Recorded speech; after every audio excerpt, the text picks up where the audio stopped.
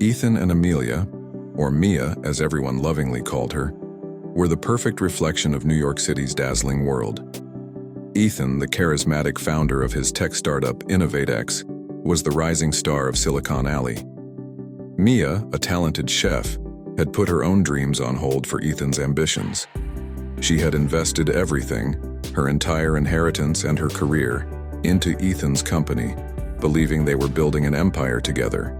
The view of the city from their 40th floor Manhattan penthouse seemed like a dream, much like their relationship. "Mia, you are my foundation," Ethan often said. "Without you, InnovateX would just be an idea." And in his words, Mia saw the most beautiful picture of their future. But over the last few months, the colors of that beautiful picture appeared on weekends under the pretext of investor trips. Whenever Mia questioned him, Ethan would dismiss her concerns, saying it was all to build a bigger future for them. Mia's heart sensed something was wrong, but her love overshadowed every doubt. The betrayal was revealed on a simple credit card statement. Ethan was on another business trip. Mia was reviewing the statement when her eyes landed on a charge from an incredibly expensive ski resort in Aspen. The charge was dated for the same weekend Ethan was supposed to be at a conference in Chicago. But what sent a chill down her spine was the second charge, a private jet rental associated with the same resort, which listed a second passenger, Chloe. Chloe, Mia's best friend, her confidant, the one person Mia trusted blindly. For a moment, Mia forgot to breathe. Her hands trembled. She immediately checked Chloe's Instagram profile. It was set to private, but she appeared in tagged photos. She was in Aspen, smiling against a backdrop of snow-covered mountains, and around her neck gleamed a new diamond pendant, exactly like the one Mia had accidentally seen on Ethan's laptop a few weeks prior. The evening Ethan returned, Mia was sitting silently in the living room, the credit card statement in her hand. She didn't create a scene. There was no yelling. Her silence was more terrifying than any storm. "How was Aspen?" she asked calmly. Ethan's face turned white. He knew the game was over, but there was no remorse in him. His eyes held a cold cruelty. "So you found out," he said nonchalantly. "Look, Mia, I can't lie to you anymore. Chloe and I are in love. And my money?" Mia's voice was barely a whisper. "Our savings, my inheritance, Ethan laughed, a laugh that tore through Mia's soul. "That's all tied up in the business, and legally you have no stake in the company. You gave me the money willingly. You've always been so naive.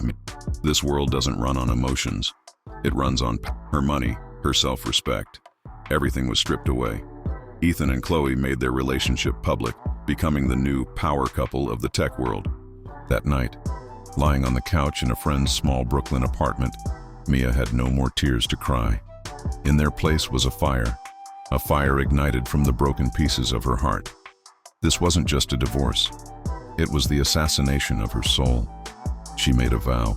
She would destroy Ethan. She would tear down the empire she had helped build. This was not the end. This was a declaration, the grilling of betrayal. She worked odd jobs during the day and tried to piece her shattered life back together at night. Meanwhile, news of Ethan and Chloe's success stung her everywhere she looked. They were on magazine covers, recounting their love story on podcasts, and living lavishly on the money that was once Mia's. Every picture, every headline, fueled the fire of revenge within her. One day, with barely enough money for food, she did the one thing she did best. She started to bake. Using her meager savings to buy ingredients, she began creating artisan breads and pastries in her tiny kitchen. Baking became her therapy. As she kneaded the dough, she poured all her anger and frustration into it. And the result was always something beautiful and delicious. She started with a small stall at a local farmer's market. Sales were slow at first, but anyone who tasted her croissants or sourdough bread became an instant fan. She had magic in her hands and a story in her food. It was here that she met Liam. Liam was a business consultant who specialized in helping small, talented businesses scale up. A true food lover, he was wandering the market looking for new things when he stumbled upon Mia's stall. He tasted her rosemary sourdough and was astonished from the very first bite. "This isn't just bread," Liam said with genuine admiration in his eyes. "This has passion. Where did you learn to do this?" Mia, who hadn't spoken openly to a stranger in months, hesitantly told him her story. She told him about her training as a chef, her dreams, and how it all fell apart. Liam listened patiently to every word. He could see the pain in her eyes, but he also saw a spark, a talent that refused to be extinguished. Liam saw an opportunity, not just for business, but to help a talented individual. He made Mia an offer. "You have an extraordinary skill, Mia, but you need a brand, a strategy. I can help you with that." For Mia, it was a lifeline. For the first time, someone saw her talent, not her past. She began working with Liam. He taught her the nuts and bolts of business, branding, marketing, financial planning. He gave her little stall a name, Mia's Table. Under Liam's guidance, Mia's Table slowly began to grow. Soon, the best cafes in Brooklyn were stocking her bread. Mia also started taking small catering gigs. Her financial situation improved, and more importantly, her shattered confidence began to heal. Liam was more than just a consultant. He became a friend, a mentor, and the support system Mia desperately needed. He celebrated her successes and supported her through her failures.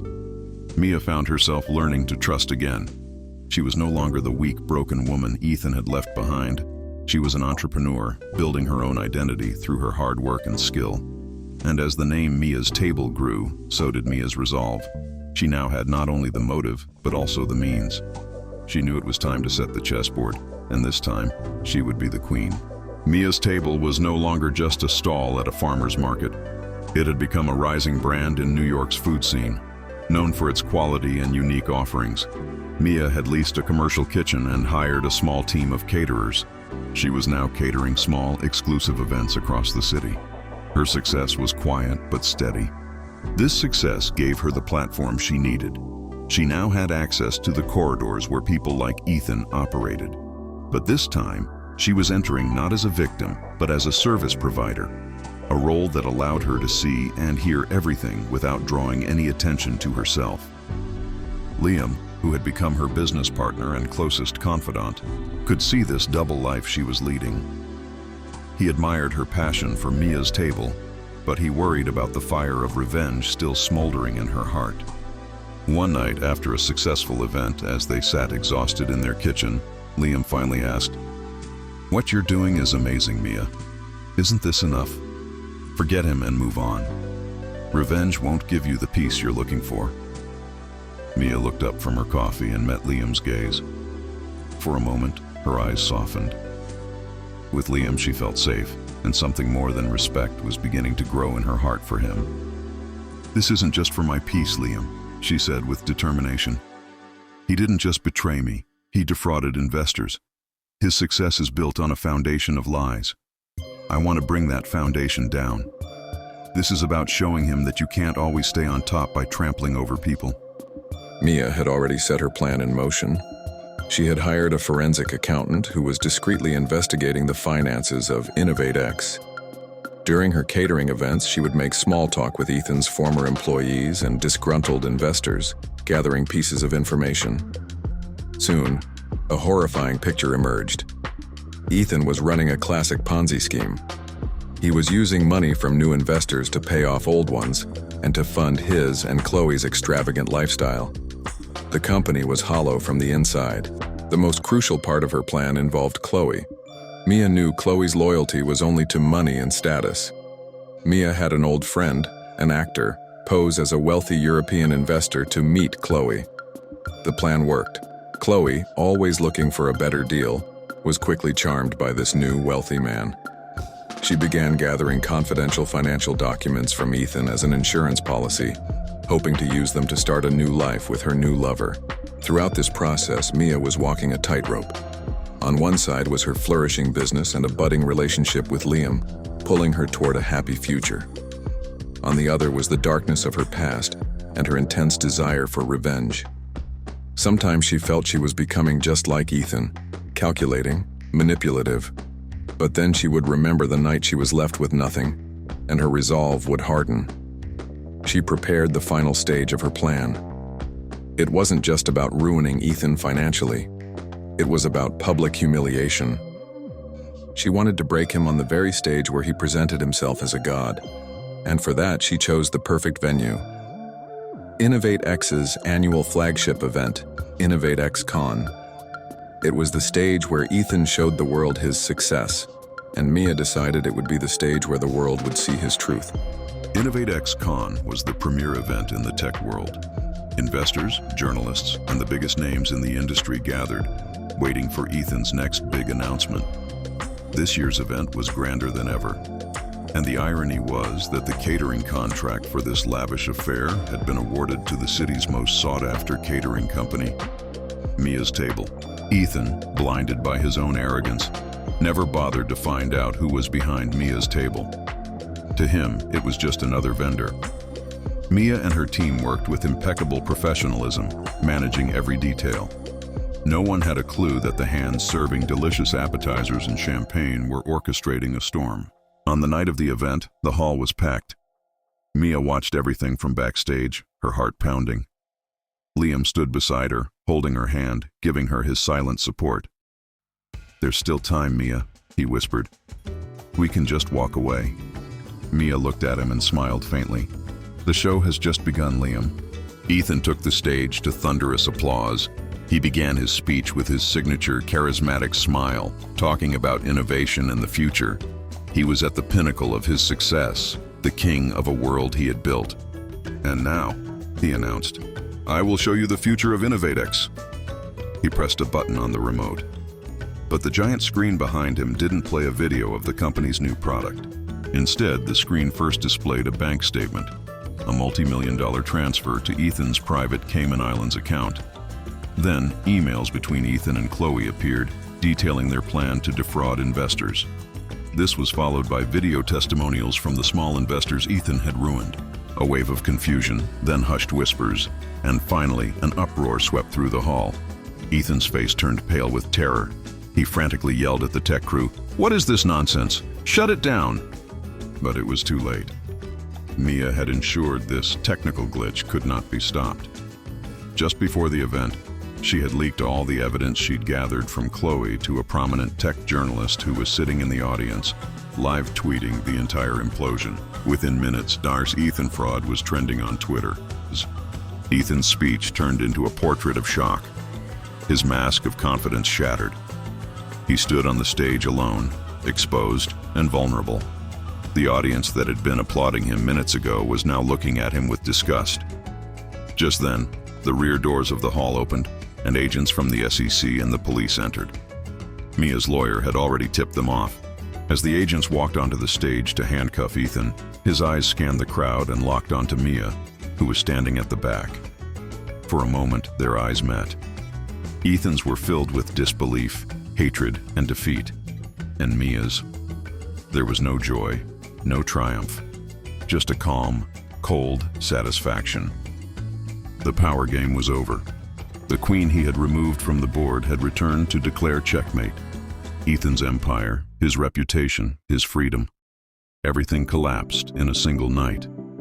Mia quietly walked out with Liam, leaving behind the burning wreckage of the illusion he had built. Her revenge was complete. Ethan's downfall was as spectacular as it was swift. The media branded him the tech titan turned trickster. He was sentenced to a long prison term for multiple counts of fraud and money laundering. Chloe, who tried to save herself by testifying against Ethan at the last minute, was also sentenced for her role as a co-conspirator. The wealth and fame for which they had destroyed a life vanished like sand through their fingers. Revenge was served. Mia had achieved everything she had set out to do. But the silence that followed the victory was deeper than she had expected. She thought destroying Ethan would bring her profound peace, but all she felt was a hollow emptiness. Hatred had kept her going for years, but now that its target was gone, she felt adrift. One evening, she was overseeing the preparations for the grand opening of her cafe, Mia's Table. It was the culmination of all her hard work, a place that was entirely her own. Liam walked up to her and placed a hand on her shoulder. "You've built an empire, Mia," he said softly. Mia looked at him with a faint smile.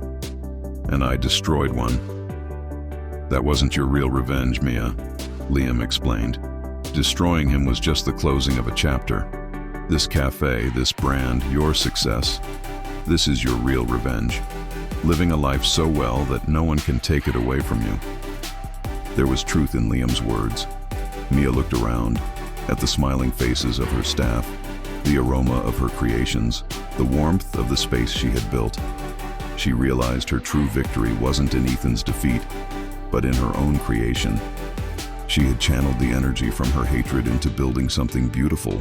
That day, she truly let go of the past.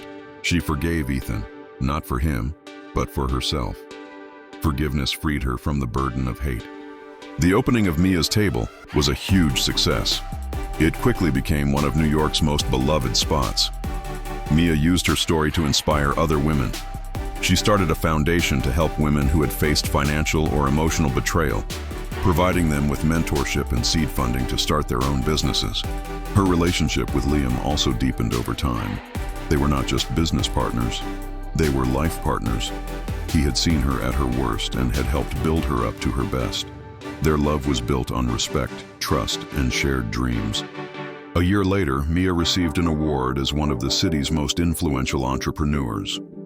As she walked on stage to accept it, her eyes found Liam in the audience.